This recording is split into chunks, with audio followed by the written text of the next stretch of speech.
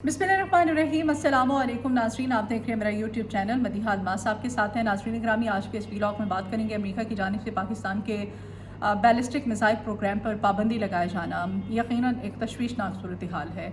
और ऐसी सूरत हाल में अमेरिका की जानिब से ये फ़ैसला किया जाना जब इमरान खान साहब की रिहाई के हवाले से अमेरिका की जानिब से जो प्रेशर सामने आ रहा था, जो ज़ोर सामने आ रहा था, ऐसी लेकिन यहाँ पर आज के इस व्लॉग में बात करेंगे ये जो अमेरिका की नई आने वाली काबीना है उसकी जानिब से ये फ़ैसला नहीं किया गया है। ये फ़ैसला जो बाइडन हुकूमत का फ़ैसला है। जो बाइडन हुकूमत और इमरान खान का जो कनेक्शन है, इसके बारे में आज के इस व्लॉग में बात करेंगे। और साथ साथ मुज़ाकरात खेलने वाली ये हुकूमत जिसकी जानिब से अब फाइनली इतवार का कहा गया है कि इतवार को मुज़ाकरात का बाकायदा आगाज़ हो सकता है, लेकिन इस पर मियां मोहम्मद नवाज शरीफ साहब की मशरूत इजाज़त इन मुज़ाकरात के साथ और साथ ही साथ इस्टेब्लिशमेंट को ऑन बोर्ड रखे जाना, ये दो बड़ी बातें कहना हुकूमत की जानिब से मुज़ाकरात को लेकर कि मुज़ाकरात में होने क्या जा रहा है। और दूसरी जानिब पाकिस्तान तहरीक इंसाफ का इन मुज़ाकरात के हवाले से जो रद्द अमल है।